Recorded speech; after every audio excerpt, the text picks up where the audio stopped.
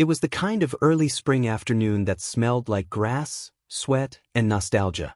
The bleachers were mostly empty, save for a few juniors with nothing better to do and a couple of girls pretending to watch us stretch. The sky above the baseball field was wide open, the clouds thin and fast like whispers chasing each other. I like days like this. Predictable. Ordinary. Coach Del Rey's whistle cut through the air, shrill, exacting. "Let's hustle, not stroll," he barked from behind his mirrored sunglasses, clipboard in hand like always. He didn't look at me. He never did, not really. Just another benchwarmer. Just another face in the dugout. I wasn't bad at baseball. I just wasn't his type of player. So aggressive. But I was none of those things. But I kept showing up. Every practice. Every conditioning run. Every cold morning when half the team blew it off. Some part of me believed that showing up mattered. That effort counted for something. I should have known better. The list for Saturday's away game was taped to the locker room door. I read it twice. My name wasn't there. Just like last week. Just like all of March. "You're not even trying anymore," Jake muttered, brushing past me as he grabbed his gear from the cubby. He was one of Coach's favorites. Strong build, loud voice, always half joking but with a cruel edge. "Or maybe you're trying something else." I didn't answer him. What was I supposed to say? The locker room emptied quickly, the sound of cleats against tile echoing behind me as the door thudded shut. I stayed there, staring at that damn list. And for a second, something inside me cracked open. Just a flicker, like a fault line deep beneath the surface shifting in silence. The air inside the locker room was dense, humid with old sweat and disinfectant. The shadows clung to the corners where the lights didn't reach. I leaned against the cold metal of my locker, let my eyes close. Just for a minute. That's when I heard it. A shuffle. Not from the hallway. From inside the room. I turned fast, heart thudding. Nothing. No footsteps. No movement. Just the rows of lockers like sentinels, quiet and still. But then I saw it. Coach Del Rey's jacket hung on the hook inside his office, the door slightly ajar. He was still here. I don't know what possessed me, but I walked to the door. My hand hovered over the handle. I told myself I just wanted to ask him what I was doing wrong. Why he never picked me. Why he didn't see me. But it wasn't just that. There was something in the way he stood during practice, the way his voice changed when he yelled at certain players, but went soft with others. The way his eyes lingered a beat too long on some of us when we changed in the locker room, thinking we didn't notice. I pushed the door open. He was there. Alone. Shirtless. His back to me. And then he turned. And everything I thought I understood about him, about myself, shifted. His eyes met mine, not with surprise, but with something else. Something I still can't name. Why didn't he speak? Why didn't I leave? And why, in that moment, did I feel like this wasn't the first time he had waited for me? The next morning, I woke up earlier than usual. Not because I had somewhere to be. Saturday mornings during spring meant only one thing. Watching from the sidelines while the team took off for the away game. No uniform for me. No bus ride. No spotlight. The house was quiet, the kind of quiet that felt heavy, like it was pressing against the windows. My mom had already left for her double shift at the hospital. My dad, wherever he was these days, hadn't been around since January. I made myself some toast, sat at the kitchen table in my hoodie and boxers, staring blankly at the condensation dripping down my glass of orange juice. I kept seeing his face. Coach Del Rey. The way he'd looked at me yesterday when I opened that office door.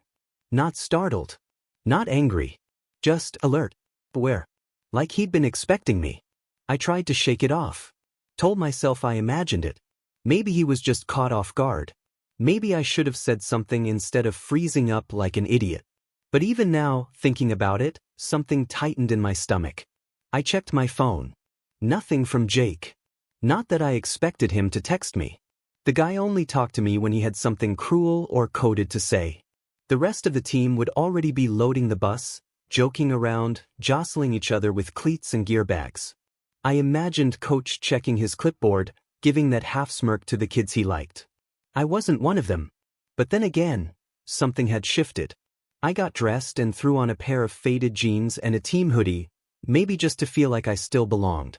I wasn't sure where I was going, but my feet led me toward the school anyway. Habit, maybe.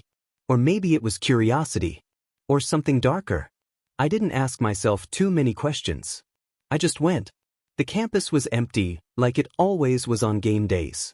Even the janitor's cart wasn't outside like usual. I walked through the side gate and past the gymnasium. I thought I'd just peek in. Maybe shoot hoops or lift for a while. Burn some of the weird energy curling around inside me. But when I stepped into the weight room, the smell hit me instantly, like sweat and old rubber and something else. Familiar. Animal. And then I heard it. Low voices, muffled by walls. Coming from the locker room. I moved slowly, each step feeling like a choice I could still undo. But I didn't stop. The door was propped slightly open. I looked inside. Coach Del Rey was there. So was Jake. And they weren't talking. Jake was standing too close, his face flushed, his lips tight. Coach's hand was on his shoulder. Intimate. It was like a scene from a dream. Or a nightmare. I couldn't move. I couldn't breathe. Jake turned his head, and for a split second, I thought our eyes met, but I ducked away before he could say anything. My heart slammed against my ribs. I backed down the hallway, feet silent against the tile, until I was outside again, the cold air shocking against my flushed face. What the hell was that? What were they doing? Was that what Jake meant by trying something else? And more terrifying, was I supposed to be next? I didn't go home. I walked to the park instead. Found a bench behind the tennis courts where no one ever went. I sat there for what felt like hours, trying to piece things together. Maybe it was nothing. Maybe it wasn't what I thought. But the look in Coach's eyes yesterday. The silence in that office. Jake's constant jabs, always loaded with something unspoken. It wasn't just in my head. Still, the more I thought about it, the more twisted it felt. Because part of me wanted him to notice me. Part of me liked it. What kind of person did that make me? That night, around 10, I got a text. A known number. You coming by tomorrow? 3 p.m., Coach's office. I stared at it for a long time. There was no name. No emoji. Just the cold, surgical message. I should have deleted it. I should have ignored it. Instead, I typed back. Yeah. Sunday, 3:07 p.m. I stood in front of the locker room doors again. The whole place was deserted, no sounds, no echoes. My hand hovered over the handle. I could still leave. I could pretend this was all just a misunderstanding, a weird coincidence. But I didn't. The door creaked open. Coach was inside. Alone this time. Sitting on the bench by his office, clipboard on his lap, wearing that same fitted navy shirt that stretched across his chest like it was too small. You're late, he said, not looking up. Didn't know this was official, I muttered, trying to sound unfazed. He finally raised his eyes. The same unreadable stare. What do you think this is then? He asked. I swallowed. I don't know. He stood up, and for a moment, neither of us said anything. The silence buzzed between us like static. I've been watching you, he said, stepping closer. You're disciplined. Quiet. Not like the others. I guess that's why I'm not on the lineup, I shot back. He gave a small smile. Almost sad. Maybe, he said. Or maybe I needed to see if you really wanted it. That word, wanted, hung in the air. What do you want, Coach? I asked, my voice quieter than I meant. His eyes narrowed. Same thing you do. I should have walked away. I should have said something. But the room felt like it had shrunk around us, like the walls were pressing closer and closer. The air was thick, heavy with the scent of sweat and something electric. I don't even know what that is, I whispered. He reached out, not forcefully. Slowly. Deliberately. His fingers brushed the hem of my hoodie. I think you do, he said. I didn't stop him. I didn't move. For 12 p.m. I sat in the same spot he had, shirt clammy against my back, my heart hammering in a way I still can't explain. He was gone. He'd said something about needing to lock up. Left me there with my thoughts and the echo of everything we hadn't said. I stared at the floor, my breath uneven. What the hell had just happened? Was this what Jake had been hinting at? Had I been groomed? Targeted? Or had I wanted it? The worst part was, I didn't feel violated. I didn't feel scared. I felt seen. And that scared me more than anything. I grabbed my bag and walked out, barely noticing the fading light of evening pouring in through the gym's high windows. Outside, everything looked the same. Too normal. But inside me, something had been rewired. Irreversibly. That night, I couldn't sleep. I kept hearing Coach's voice. The way he'd said, "Same thing you do." I tried to convince myself it wasn't a big deal. That I could pretend nothing happened. But I knew that wasn't possible. Because the next day at school, Jake brushed past me in the hallway. No insult. No jab. Just a look. Something knowing. And then he whispered, "Told you." The storm hit on a Thursday. I remember it because practice had been cancelled, not for weather, oddly enough, but because Coach Del Rey had an emergency staff meeting. The guys took it as a free pass to go home early. I lingered behind, pretending to mess with my cleats in the locker room, but really just stalling. I was hoping he'd come back. He didn't. Rain started pounding on the locker room roof by the time I stepped outside. The sky was charcoal gray, flashing every few minutes with silent lightning. I didn't run. I didn't care. The water was cold and clean, and I let it soak through my hoodie, wash everything else off me. At least I thought I did. 7:42 p.m. I was still damp when I got the text. "Coach Del Rey, I left something in my office. You mind swinging by? I'm across town. Doors open." He never used to text me. Not until after that first time. Now it was once a week. Always vague. Always late. Always careful. I stared at the message for a long time. My fingers hovered over the screen. Ignore it. What? Instead, I typed. "On my way." The school was empty when I got there, drenched in flickering yellow light from the security lamps. My shoes squelched slightly as I walked down the hallway toward the gym. Every step echoed. His office door was cracked. Inside, it smelled faintly of shaving cream, old leather, and fabric softener, his scent. The item I was supposed to find? A clipboard. Sitting right there on the desk. But I didn't pick it up. I just stood there, watching the door, watching the storm beat its fists on the glass behind me. I waited. And he came. He walked in like he'd been here all along. No umbrella. Wet hair stuck to his forehead, his collared shirt half unbuttoned, clinging slightly to his skin. He didn't speak at first. Just looked at me. Then, "You didn't have to come. You texted me. I didn't think you would. Why wouldn't I?" His expression shifted, just slightly. "Because you're smarter than that." That stung. "So what is this, then? A test? Another excuse to feel something and pretend you don't?" He stepped closer. "You're angry." "I'm confused," I said. "You keep doing this, pulling me in, then disappearing like nothing happened. I'm not some dumb kid who'll keep chasing after you. You think this is easy for me?" I laughed. "I think you've done this before." He flinched. It was subtle, but I saw it. "Jake?" I asked. "Was he the first?" "No," he said quietly. "And he wasn't the last." A beat passed between us. The storm rattled the windows. "Are you going to report me?" he asked, voice low. The question hit me like a punch. "Is that what you're worried about?" He looked away. "I don't know what I'm doing anymore." "Then stop," I said. "Or be honest.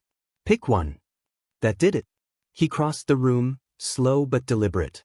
His hand brushed my shoulder, then trailed down to my wrist. I didn't pull away. "You want me to stop?" he asked. "I don't know," I whispered.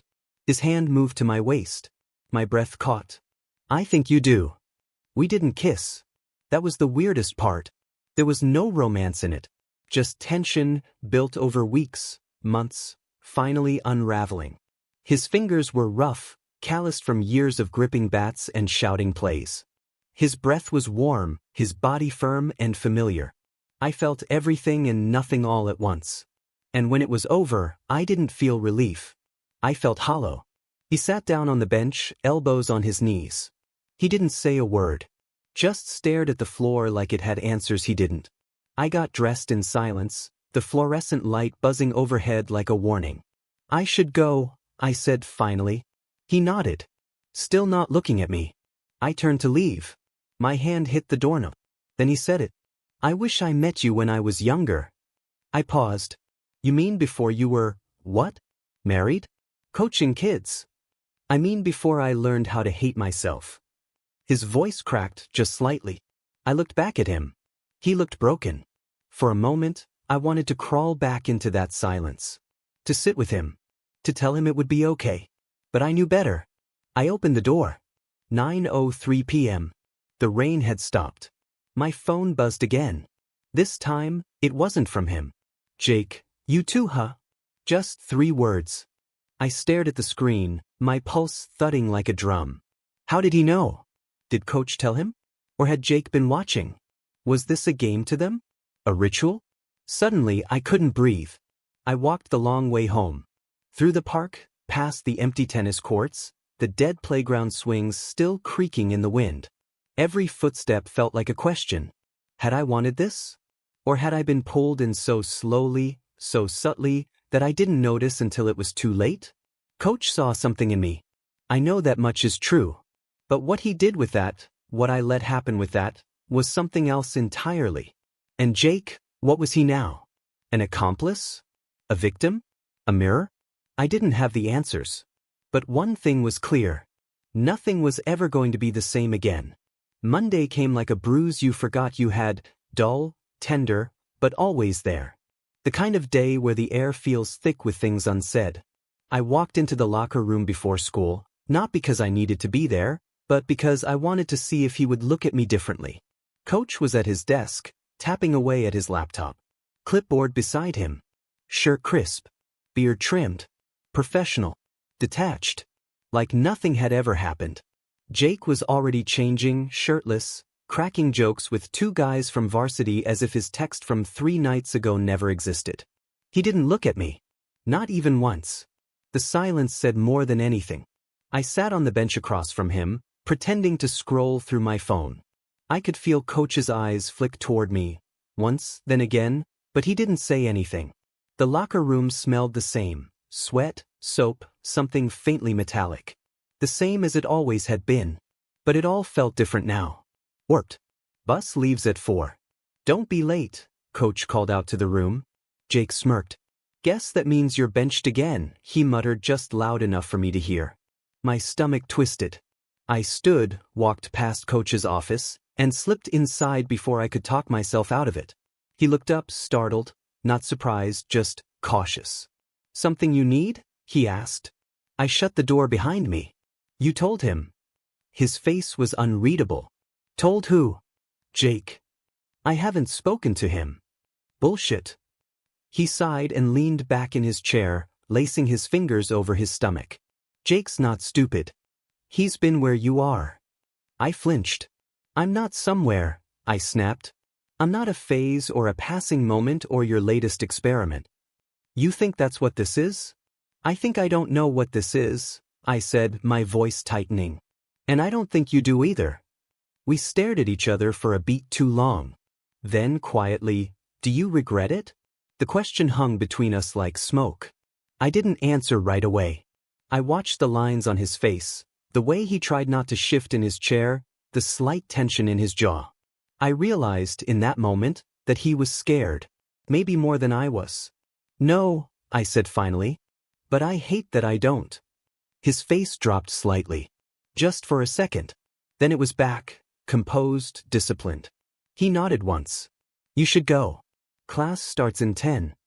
Just like that, it was over. Or maybe it never began. That afternoon, I was on the bus. Coach had put me on the roster. I didn't even realize it until I saw my name printed on the sheet by the front seat. Second base. Starter. Jake looked over from across the aisle, chewing gum like nothing mattered. Congrats, he muttered. Told you it worked. I wanted to hit him. Or maybe I wanted to ask him if it had worked for him too. If he'd felt like this, numb and exposed, like your skin had been peeled back but nobody could see the wound. I kept my mouth shut. Coach didn't say a word the entire ride. The game was a blur. I played like a ghost, quick, silent, Automatic. I caught 2 pop flies, struck out once, and scored on a bunt. The team clapped, slapped my back, said, "Nice hustle, man." It didn't mean anything. Afterward, in the locker room, Jake shoved me as he passed. "Don't fall in love," he whispered. The words burned more than I expected. That night, I stared at my ceiling for hours, replaying every moment in Coach's office. The way he touched me. The way I didn't stop him. The way he needed it. Like I was filling a hole he didn't know how to patch. I wanted to believe we were both victims. But maybe we were just broken in ways that made us fit together for the wrong reasons. Tuesday morning. Rain again. Another text. Coach Doris. Meeting before school. 7:15. My office. I stared at it. No name. No explanation. Just like always. I didn't answer. Not right away. Instead, I stared at myself in the mirror. At the tired eyes. The too quiet mouth. The boy who still didn't know if he was being seen or used. And then I asked myself, if I show up again, who will I be walking in as? And who will be waiting for me? I didn't go. Not at 7:15. Not at all. His text sat unopened, unread, ignored. I didn't even delete it. Just left it there. Like a landmine in my pocket. And still, I caught his eyes in the hallway. Brief flickers, fast glances, like we were both pretending nothing happened, but neither of us could stop checking if the other was pretending too. He stopped calling my name in practice. No more nods, no more corrections, no more praise. He coached around me like I was invisible, except I could feel him watching me. Always watching. Jake didn't speak to me either. But the way he laughed now? It had changed. Louder. Sharper. Like he needed people to know he was fine. Too fine. I hated him for that. I hated myself more for understanding. A week passed. Then 2. Each day felt like I was walking a wire. Holding something heavy inside and pretending it wasn't there. And Coach? He held it too. I could see it in the way his shoulders dropped a little when no one was looking. The way he'd stay in his office longer after practice. The way his knuckles whitened when someone brought up recruitment scouts or the end-of-season banquet. Everyone else was planning the future. We were just trying to survive the present. Friday evening. After the game. We lost. Badly. Coach didn't yell. Didn't even talk. He just walked into the locker room, grabbed his keys, and left. And still I followed. I didn't know why. Maybe I wanted to feel something. Or maybe I wanted to say goodbye to whatever this was once and for all. The parking lot was nearly empty. He was leaning against his car, hands in his jacket pockets, staring at the night sky like he was waiting for lightning. "I thought you weren't talking to me," I said. "I'm not." I walked closer. "But you wanted me to come this morning." He didn't respond. "You're scared?" Still nothing. So I tried again. "What do you want from me?" He turned, slowly, and looked at me. Really looked at me. "I want to forget." I felt something inside me unravel. "Then why did you start?" "I didn't mean to." "But you did." He closed his eyes. "I know." I stepped back, my throat tight. "I don't know who you are." "Yes, you do." And he wasn't wrong. That was the worst part. The next day, he was gone. No warning. No letter. Just a new sub in gym class and a cold announcement from the principal. Coach Del Rey has taken a leave of absence for personal reasons. No one asked questions. But I had 1,000. Was it because of me? Was it Jake? Did he walk away to protect himself? Or to protect us? Or did someone find out? That night, I checked my phone. No new messages. I scrolled up to the last one he sent.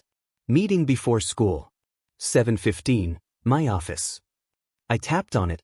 My thumb hovered over the delete button. But I couldn't do it. Because what if he came back? What if he texted again? What if this wasn't the end? A knock on my window. I jolted. Pulled the curtain aside. It was Jake. Alone.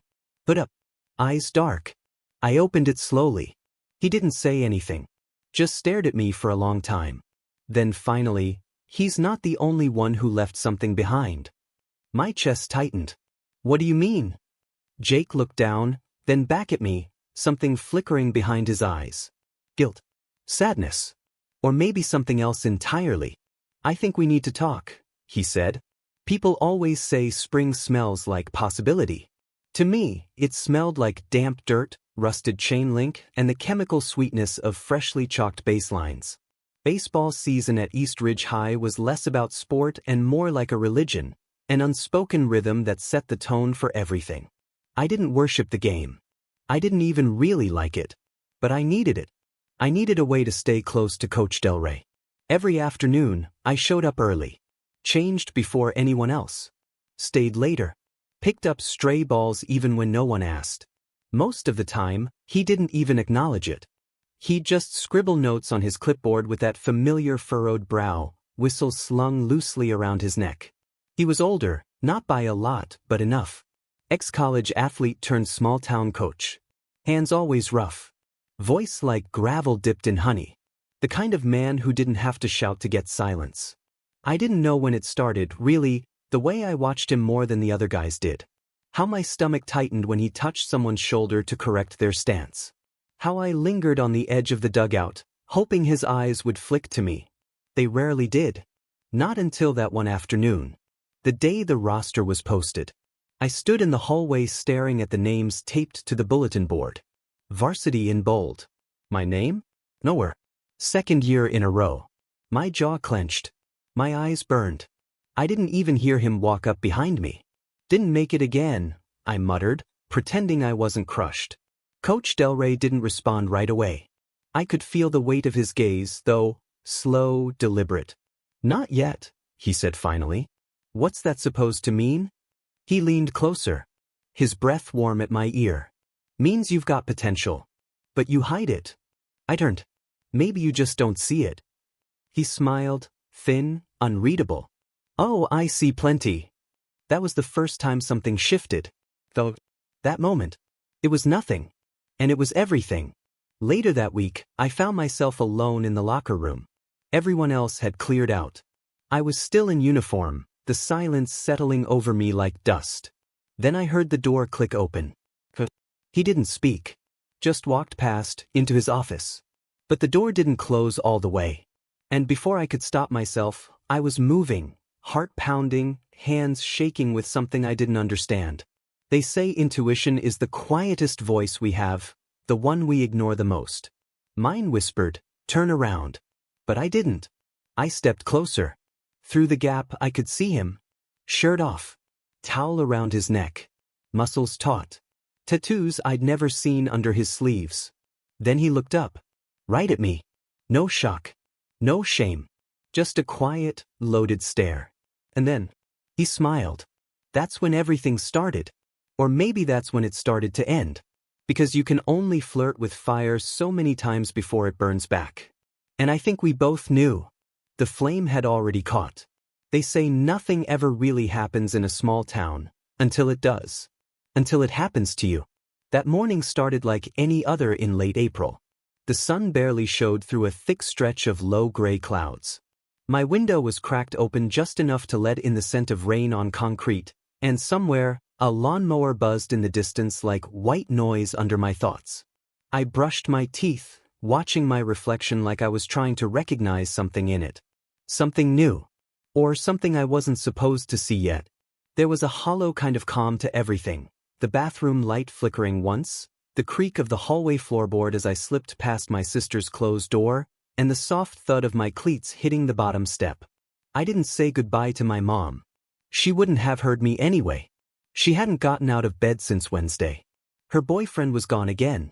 That kind of silence hangs over a house. You get used to it. Start to crave it even. The only sound that mattered came from my phone. Coach Del Rey. 7:30, locker room. Just you and me. I reread it 3 times. It wasn't the first message. But this one felt different. More direct. Less careful. East Ridge High looked the same as it always did in the morning. Slightly too quiet, too clean, like a place pretending not to remember what happened the night before. I walked past the flagpole, down the side hallway that always smelled faintly of ammonia and Axe body spray. No one saw me. Or maybe they just didn't care. The locker room door was unlocked. He was already there. Coach Del Rey stood with his back to me, digging through a cardboard box of practice balls. His black windbreaker was zipped halfway, sleeves pushed up over his forearms. His posture was relaxed, but his presence filled the room like heat. "Morning," he said without turning. I swallowed. "Hey." He didn't face me right away, just kept rummaging like he was trying to find something he'd lost. Then, "You've been working harder." "Yeah," I said. "I want it more this year." Finally he turned. There was something unreadable in his expression. Half approval, half something else. Something quieter. Hunger, maybe. Or regret. "Let's talk," he said. "In my office." That's when I noticed it. The box of balls wasn't the only thing on his desk. There was a folded photo in the corner. I only saw it for a second before he moved it. But I recognized the angle. It was taken in this very locker room. And it was me. Changing. My breath caught. He saw it. Knew I'd seen it. But he didn't explain. He didn't apologize. He just walked into his office and left the door half open. Like an invitation. Or a trap. I stood there, staring. The hum of the overhead lights. The metallic drip of a leaky pipe near the showers. My heart beating so loud I couldn't hear anything else. This wasn't just about baseball anymore. And I wasn't sure what was waiting for me on the other side of that door. Opportunity? Or something I wouldn't be able to take back?